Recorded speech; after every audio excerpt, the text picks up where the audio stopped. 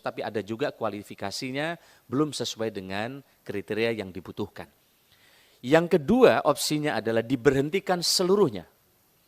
Namun jika diberhentikan seluruhnya tentu akan mengganggu pelayanan publik. Karena banyak sekali ASN yang masa pensiunnya sudah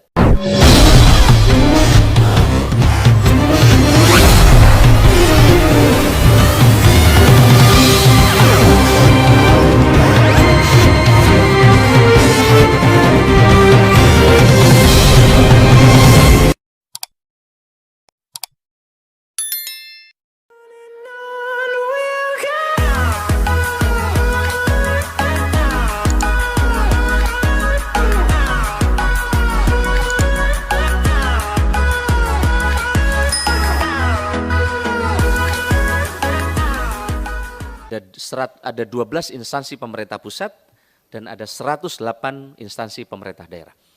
Nah ini adalah berdasarkan perkembangan data tenaga non-ASN sebelum uji publik itu 2.421.100 orang, setelah uji publik menjadi 2,3 juta orang. Dan ini ada yang masih belum menyampaikan SPTJM dan ada yang sudah menyampaikan SPTJM. Nah, alternatif penyelesaian tenaga non-ASN, next. Nah Bapak sekalian kami hormati, jadi terkait dengan banyaknya tenaga non-ASN ini ada opsi pertama itu diangkat seluruhnya menjadi ASN. Tentu beban negara akan sangat berat. Kita menghadapi tantangan kalau diangkat seluruhnya karena kualifikasi dan kualitasnya kita belum tahu. Ada sebagian kualitasnya sangat bagus, tapi ada juga kualifikasinya belum sesuai dengan kriteria yang dibutuhkan. Yang kedua opsinya adalah diberhentikan seluruhnya. Namun jika diberhentikan seluruhnya tentu akan mengganggu pelayanan publik. Karena banyak sekali ASN yang masa pensiunnya sudah tiba, belum ada yang menggantikan di sektor-sektor layanan publik itu. Terutama di sektor guru dan nakes. Atau yang ketiga, kita angkat sesuai dengan skala prioritas. Nah, prioritas ini kita rumuskan, kemudian kita lakukan langkah-langkah afirmasi untuk pengangkatan bagi non-ASN yang ada dalam kriteria ini.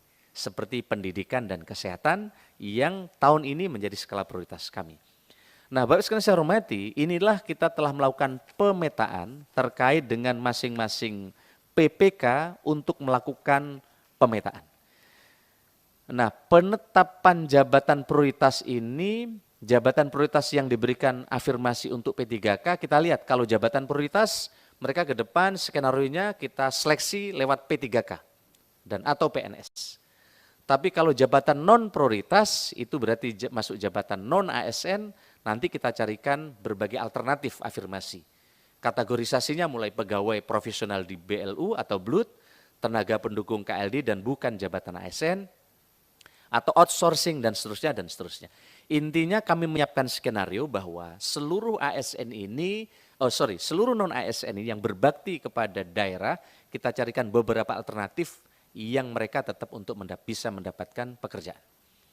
Nah ini Bapak sekalian kami ingin laporkan kepada Komisi 2 yang terhormat, inilah penetapan formasi ASN yang sekarang sedang berlangsung. Nah Bapak sekalian, di pusat itu ada 208.758 jumlah usulan, tapi jumlah penetapannya 93.197. Di daerah jumlah usulan 515.000, jumlah penetapannya 424.000. P3K guru 328.000, tapi yang penetapannya 319.000. Karena sebagian daerah tidak mengusulkan karena merasa tidak punya anggaran dan seterusnya. Nanti akan kami jelaskan di belakang. P3K tenaga kesehatan kita siapkan jumlah usulan 94.000, jumlah penetapannya 80.049 orang. Dan P3K tenaga medis 92.593, jumlah penetapannya 25.769. Total Bapak sekalian saya hormati yang jumlah usulan 724.000 tapi yang mampu kita tetapkan 518.000. Proses pembukaan telah dilaksanakan untuk guru dan perpanjangan untuk tenaga kesehatan untuk yang terdaftar pada Dapodik, Kemendikbudristek dan SIDMK, Kemenkes, serta THK2 yang terdaftar di BKN. Nah, Bapak sekalian, inilah penyelesaian bertahap tenaga guru. Next. Ini kebutuhan tenaga guru 758.000 Bapak sekalian, tapi Pemda hanya usul 320.411. Jadi Pemda tidak mengusulkan sebagian karena berbagai faktor. Ada juga yang telah ditetapkan, baru Pemda banyak yang usul ke kami, tapi sudah ditutup prosesnya. Karena mereka didemo oleh sebagian masyarakatnya maupun komplain oleh anggota dewan yang terhormatnya. Ini banyak kira-kira begitu. Oleh karena itu Bapak sekalian, penetapan formasi gurunya menjadi 319.000. Ada gap kebutuhan masih 438.000. Ini gapnya sekarang. Karena yang kita siapkan ternyata yang tidak sampai yang mengusulkan. Baru sekarang rame-rame tapi setelah tutup. Padahal terakhir itu kan Juli Pak. Juli terakhir. Nah, tapi sekarang masih banyak yang bersurat, tapi kan nggak mungkin karena prosesnya udah jalan. Nah, begitu juga penyelesaian bertahap untuk tenaga kesehatan non-ASN di 2022. Kita lihat ini Bapak sekalian, ini adalah total yang disiapkan adalah 255.249. Ya. Tapi yang kategori ini 94.168 dan sekarang masih ada gap 179.200. Kebutuhan nakes daerah berdasarkan data Renbud SISDMK itu Kemenkes 255.000. Dengan memperhatikan kesanggupan daerah itu hanya 94.000. 168 yang diusulkan sebagai formasi P3K nakes tahun 2022. Dengan beberapa pertimbangan instansi daerah menarik formasi yang telah ditetapkan hingga sisa formasi nakes tinggal 80.000 Pak sekalian. Pak Ketua, dari yang kita sebut. Nah, gap kebutuhan nakes 2022 dengan formasi yang telah ditetapkan sebesar 179.200. Nah, ini Bapak sekalian beberapa hal terkait dengan soal tenaga non-ASN. Nah, ke depan tentu kita mesti fokus juga untuk menyiapkan berbagai hal. Highlight saja Bapak sekalian, maka di Kemenpan RB juga sekarang telah menyiapkan RB tematik supaya kita fokus ke depan untuk melakukan beberapa target reformasi birokrasi. Fokus kita di RB pengentasan kemiskinan.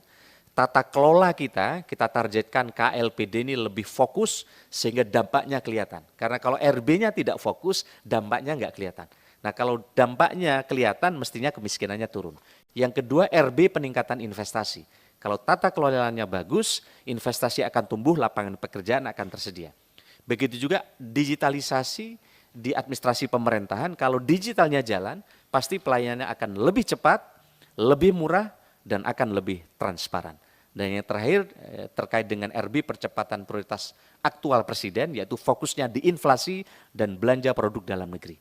Nah, ini adalah kita potret misalnya anggaran 431 triliun next, itu hanya mampu menurunkan kemiskinan 0,6%. Kegiatan di 16 KL, padahal Presiden punya prioritas penanganan kemiskinan. Nah, RB kita tidak memberikan bantuan uang, tapi kita akan cek tata kelola penganggarannya. Jangan sampai anggaran kemiskinan banyak, tapi tidak fokus dan seterusnya. Kami kira ini Bapak sekalian dan penjelasan berikutnya nanti jika ada hal-hal yang perlu pendalaman, kami akan sampaikan slide berikutnya.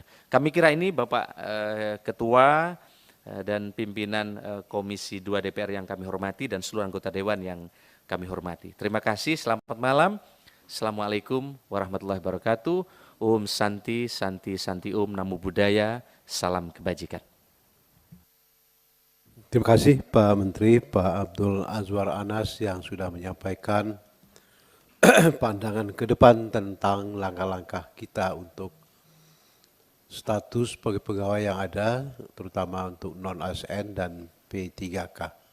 Nanti kita lakukan pendalaman. Berikut kita dengarkan apa yang akan disampaikan oleh Badan Kepegawaian Negara. Pak Bima, kami persilakan.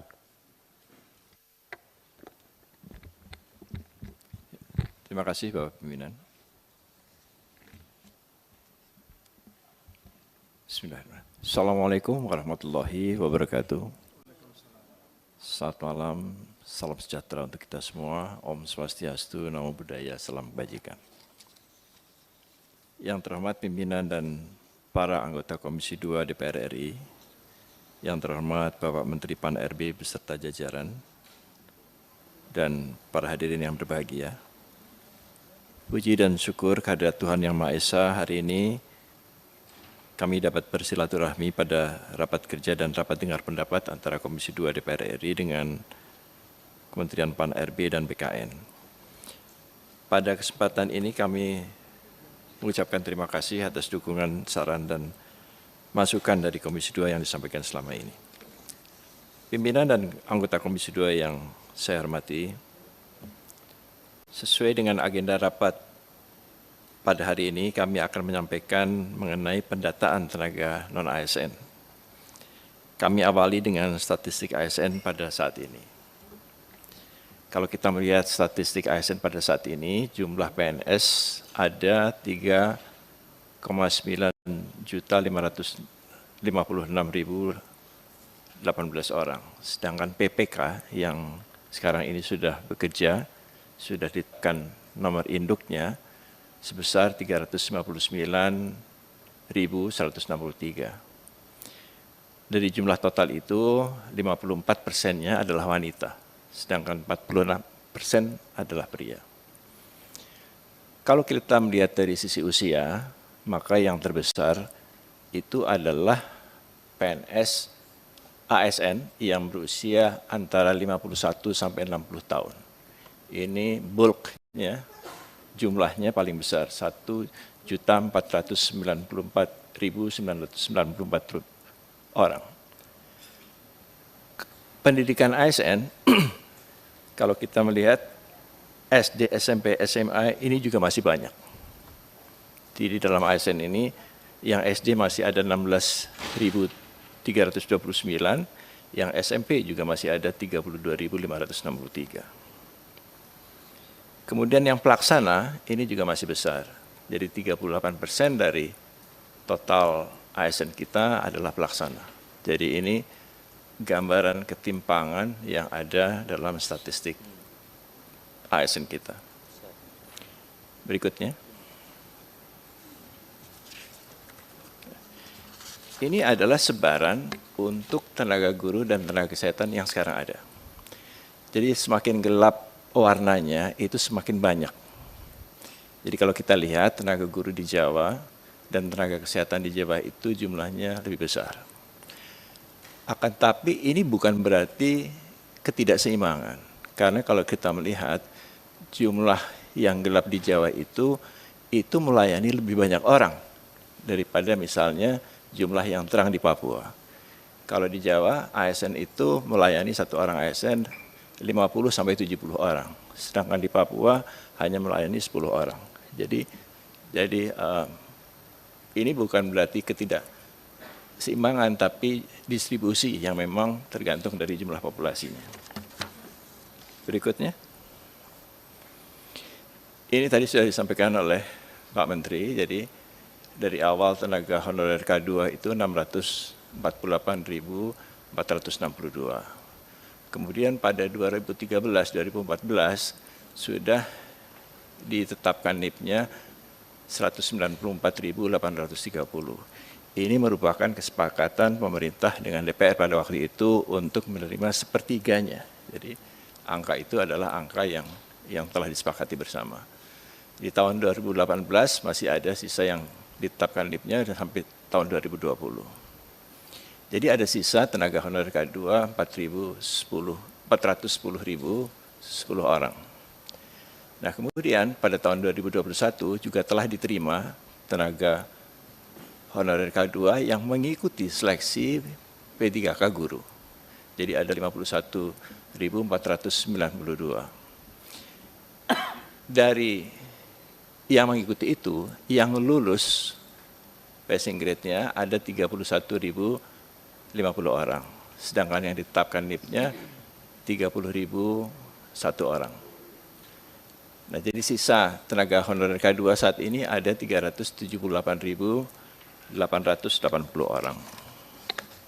Berikutnya. Nah, kalau kita melihat tren pensiun dan penerimaan, maka memang pemerintah masih memegang zero growth. Tapi zero ini tidak nol persis, jadi masih ada secara keseluruhan ASN kita masih tumbuh 2,1%. Ada tambahan 22.481 orang yang masuk dalam kurun waktu 2014 sampai 2021. Berikutnya lagi. Nah, ini adalah pendataan yang sekarang ini kita lakukan. Jadi pada penutupan pendaftaran pada tanggal 22 Oktober, jumlah yang terdaftar ada 2,421 juta orang. Tenaga honorer K2-nya ada 180.797